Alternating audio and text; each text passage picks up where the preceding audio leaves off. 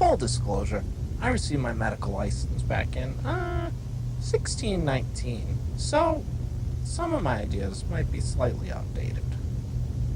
What if doctors believed mental illness could be cured by pulling teeth?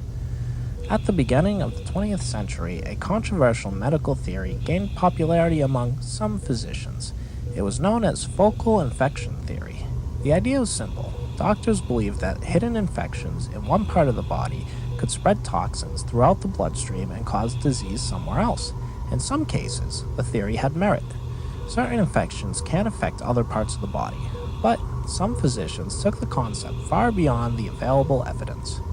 One of the most influential was Dr. Henry Cotton, superintendent of the New Jersey State Hospital in Trenton.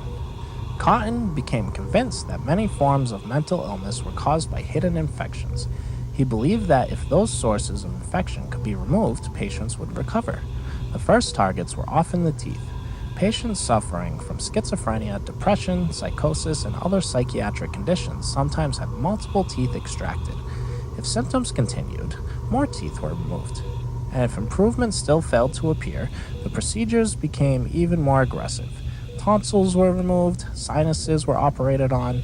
In some cases, surgeons removed parts of the stomach, colon, and other organs believed to harbor infection.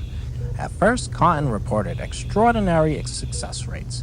He claimed that large numbers of patients were improving or recovering. The medical community took notice. Some physicians praised the approach. Others remained skeptical. As independent investigators began examining the results, serious problems emerged. Many of Cotton's reported successes could not be verified. Some outcomes had been exaggerated, others had been selectively reported. Meanwhile, the risks of the procedures were undeniable. Patients endured painful operations, some suffered severe complications, others died.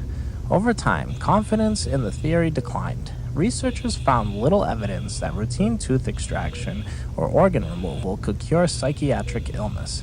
As psychiatry and medical science advanced, the practice largely disappeared.